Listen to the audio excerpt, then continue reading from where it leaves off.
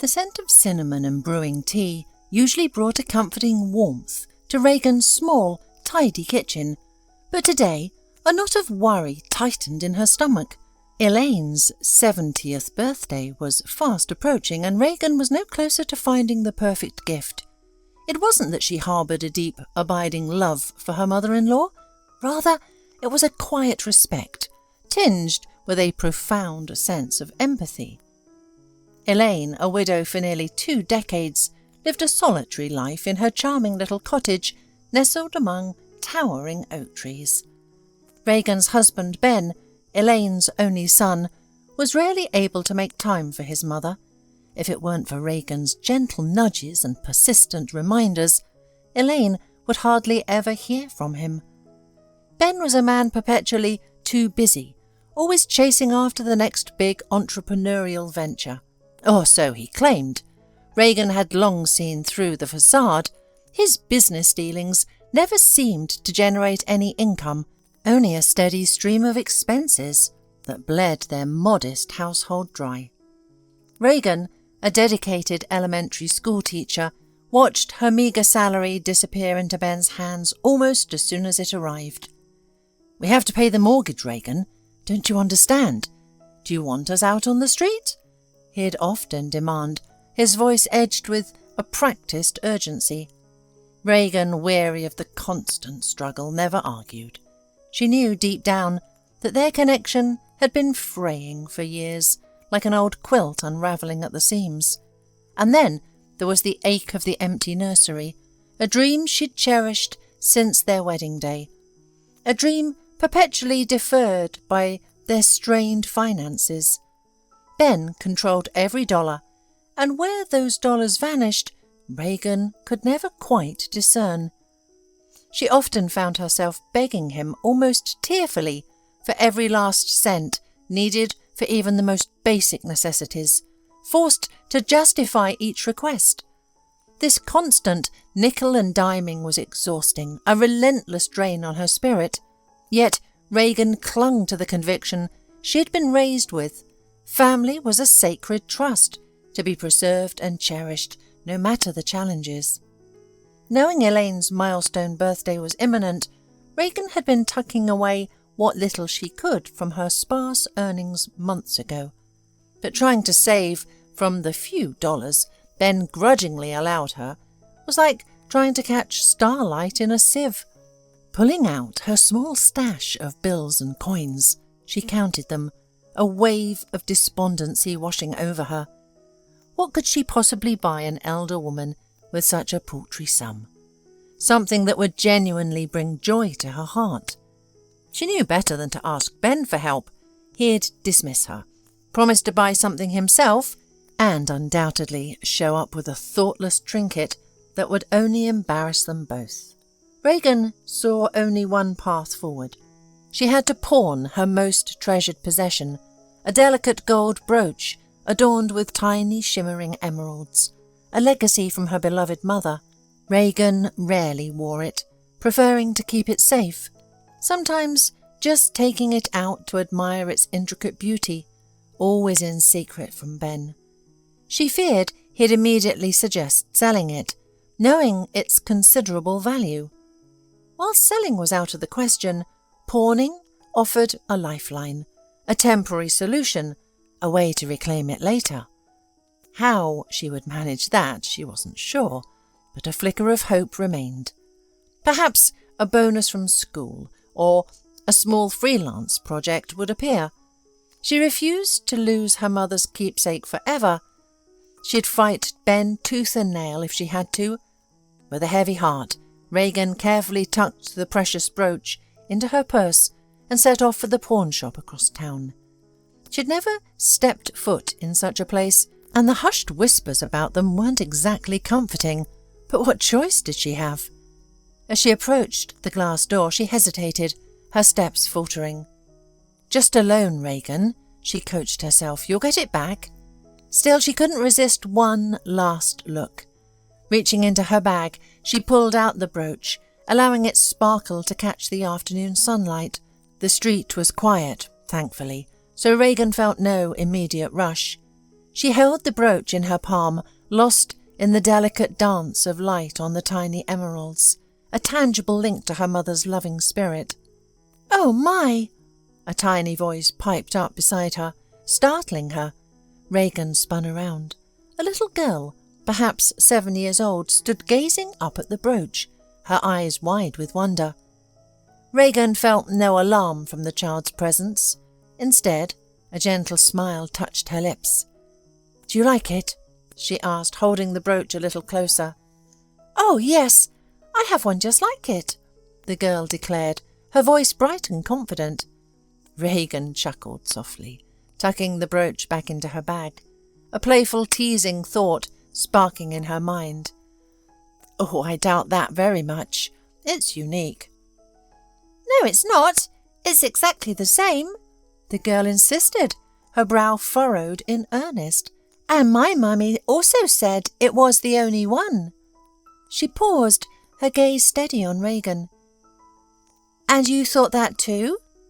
The girl's tone was surprisingly serious. Regan, however, felt a gentle amusement. The child was likely just imagining things.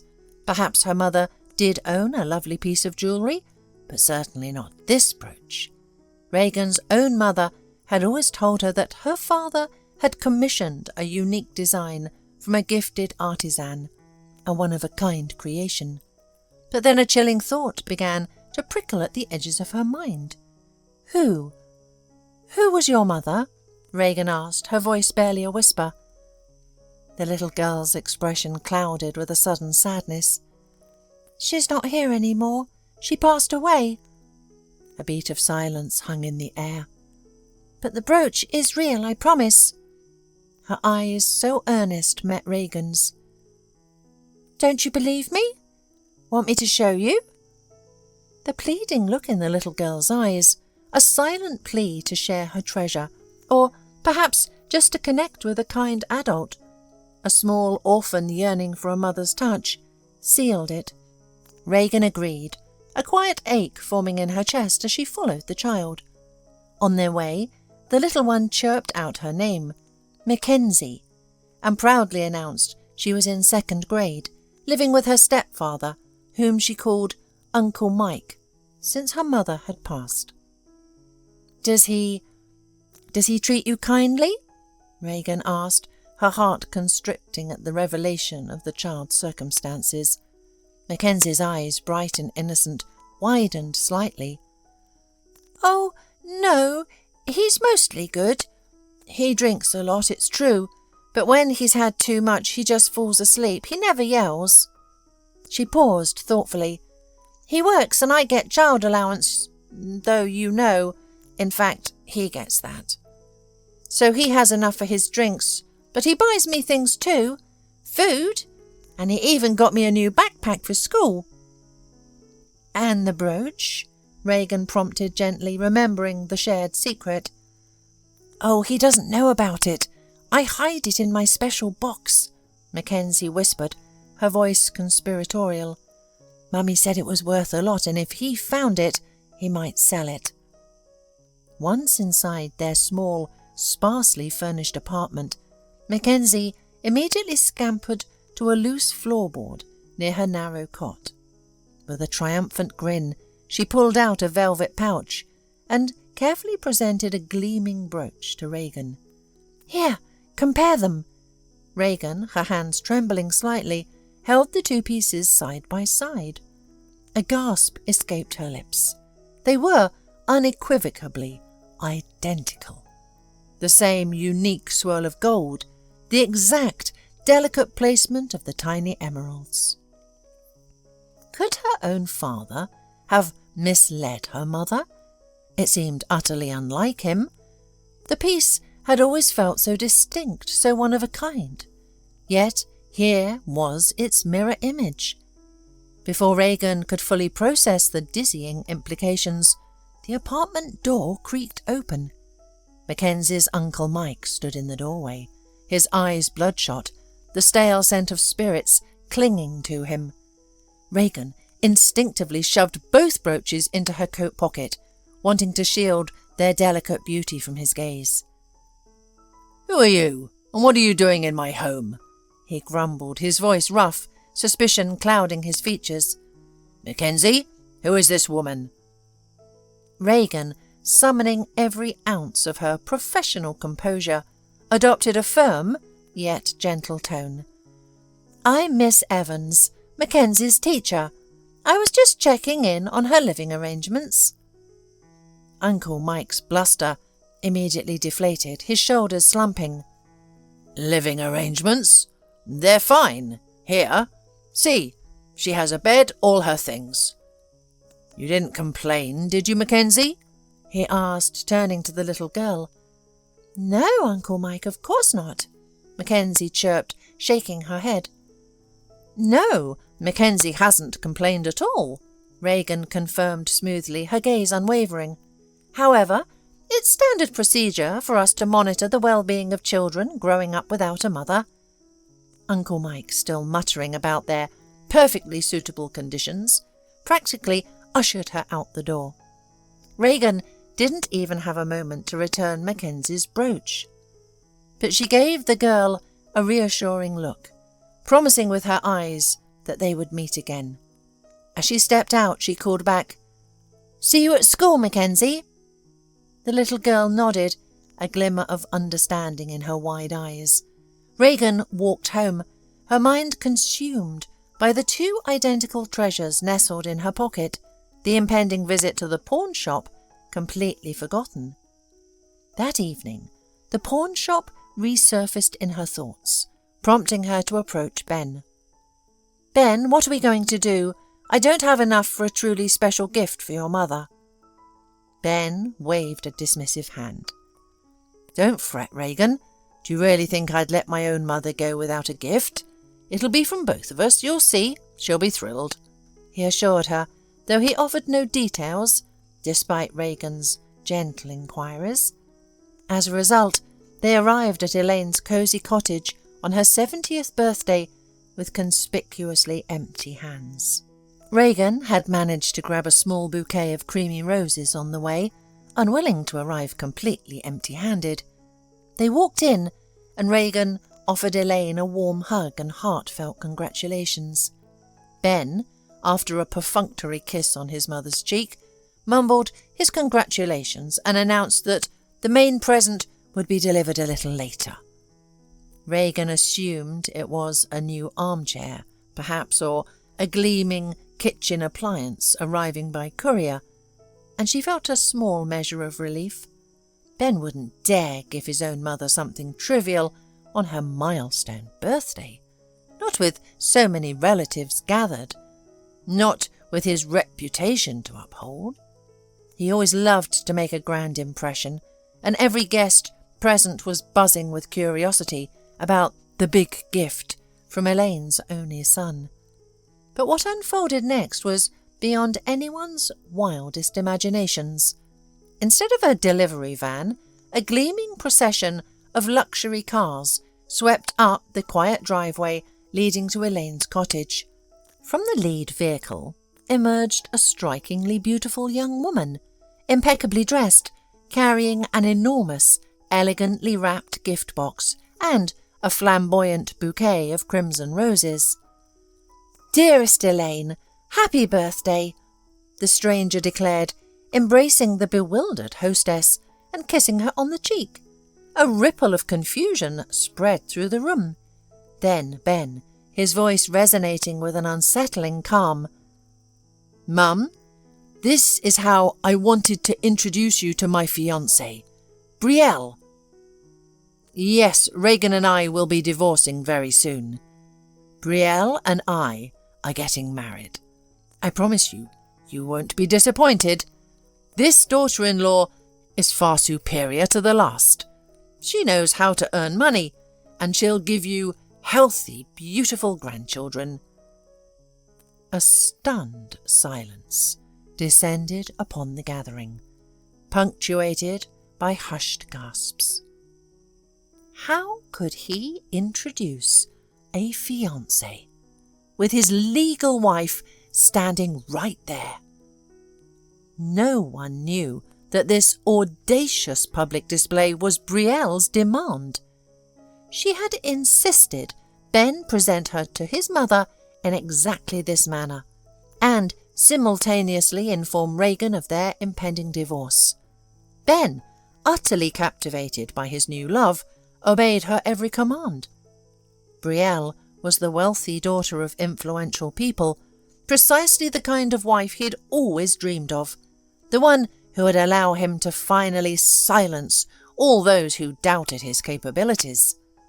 The feelings of those around him, especially Regan's, were utterly irrelevant. He didn't even register the shocked whispers that swept through the guests. Such brazen cruelty, such a heartless display to humiliate Regan like that. And poor Elaine, her face was drained of all colour, whispered friends and family, their voices laced with indignant sorrow. Regan, in the bewildering haze of the moment, hadn't fully grasped the scale of Ben's betrayal, but as the full weight of his calculated demolition of her life settled, a cold, suffocating darkness enveloped her, and she lost consciousness. A flurry of panicked activity erupted. No one could rouse her, and soon the wail of an ambulance siren pierced the celebratory atmosphere. Regan awoke in a sterile hospital room. The harsh, fluorescent lights, a stark contrast to the soft glow of Elaine's living room just hours before. The events of the party rushed back, though the reason for her sudden collapse remained a hazy question. Undoubtedly, Ben's bombshell announcement was enough to shatter anyone, yet she had never fainted in her life. "Doctor, what happened to me?" she whispered, her voice feeling strangely detached from her body. A kind-faced physician, his eyes crinkling at the corners with reassurance, smiled gently. "Nothing alarming, dear. You're simply pregnant. It's quite a common reaction in early stages, sometimes to overwhelming stress." A low moan escaped Regan's lips, and she covered her face with a trembling hand. A baby. She had yearned for a child for so long, she had almost given up hope. And now, this precious miracle had finally arrived at the very moment her world had crumbled beneath the weight of her husband's treachery. "Please don't distress yourself," the doctor continued, his voice soothing. "Your baby is perfectly fine, unharmed. Your pregnancy will proceed quite normally." "Pregnancy?" Regan cried, her voice rising in a desperate plea. "After what that man, the father of this child, just did? It would be better if this baby never saw the light of day. Perhaps that's why I couldn't conceive before. A mercy I didn't recognize." "My dear woman, what are you saying?" The doctor's tone was firm now, though still compassionate. "Whatever your husband has done, is this innocent child to blame? And are you not blameless in all of this?" "But I am not to blame," she retorted, her voice trembling but resolute. "I don't want this baby to be born. Please, schedule me for the procedure." No. Wait. The doctor held up a calming hand. "First, you need to breathe to allow yourself to process everything. Then, I believe you'll realize you have no right to make such a decision." But Regan was unyielding. She continued to insist on the termination. Realizing that persuasion alone wouldn't work, the doctor decided on a different approach. "Very well, I won't press you further, but tell you what, let's take a walk to another ward. There are women there who would be very interested to hear your story." He led Regan to a quiet room where several women lay in beds, each grappling with the painful journey of infertility. "Ladies, I'd like you to meet a patient. She, like many of you, had almost given up hope of motherhood, only to discover she's expecting. However, this news arrived at the very moment her husband announced he was leaving her for another woman. She decided that, in this situation, it would be best for the child not to be born as it won't have a father. What are your thoughts on this?" "She's out of her mind!" exclaimed one woman, her voice sharp with disbelief. "What does the father have to do with it? Did you want a child, just to keep your husband by your side?" No, don't do it," another pleaded, her voice thick with emotion. The women, in a chorus of impassioned pleas, urged Regan not to deny her unborn child the right to life. Overwhelmed, Regan buried her face in her hands and rushed out of the room. "Oh, yes," she finally murmured, a long, shuddering breath escaping her. "I think I truly lost myself for a moment, insisting on that procedure." Soon after, she was discharged from the hospital. Ben never called. He was completely uninterested in what had happened to the wife he had already erased from his life. Elaine, however, had called several times and knew exactly what transpired. So, when Regan was discharged and arrived at the apartment she had shared with Ben to gather her belongings, her mother-in-law was waiting. Elaine embraced her, her eyes brimming with tears. "Regan, believe me, I'm just as appalled by Ben's actions as you are. I've sent him away, told him I never want to see him again, that he's no longer my son. Please come stay with me. We can wait for this precious baby together in peace." "Thank you, Elaine," Regan replied, her voice soft but firm. "I've always respected you, and I will respect you even more if you can somehow find it in your heart to forgive your son. Ben treated me terribly, but he is still your child. You know, I almost made a terrible mistake myself, wanting to end this pregnancy. But I was talked out of it, and now I realise this baby needs you, just as you need him. So please forgive Ben. You can still be a grandmother when your grandchild arrives, but for now, I need to figure out life without Ben." They parted on a cordial note, though Elaine seemed visibly disappointed by Regan's decision. But Regan was resolute. She would find her own apartment and prepare to welcome her baby alone. And it wasn't just preparing for the baby. She had another urgent matter, one that tugged persistently at her thoughts. She needed to uncover how Mackenzie came to possess a brooch identical to her own. She couldn't abandon the little girl either. Mackenzie's story, a child without a mother, living with a stepfather consumed by alcohol, had deeply touched her heart. But first and foremost, she needed to unravel the mystery of the identical jewellery. Since those who could have shed light on the matter were no longer living, there was only one path left. She would hire a private investigator. Regan knew with absolute certainty that experts of this calibre wouldn't work for free, and yet she had no money.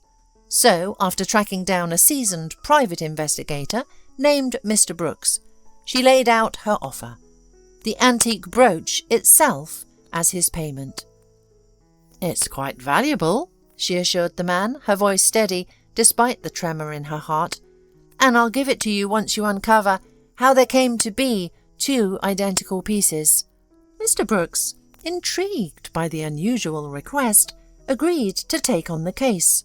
The mystery, he admitted, piqued his professional curiosity. Unearthing the truth proved less arduous than Regan had imagined for an experienced investigator with a wide network of contacts. Soon Mr. Brooks met Regan and revealed a truly astonishing story. "It's quite simple, actually," he began, settling back in his chair. "Your father did indeed commission that brooch, but not as a singular item. He ordered two identical pieces, intending to give one to each of his women." Regan gasped, her hand flying to her mouth. "Two women? My father? But he was married to my mum." Mr. Brooks nodded gravely. "Yes, your father was a complicated man.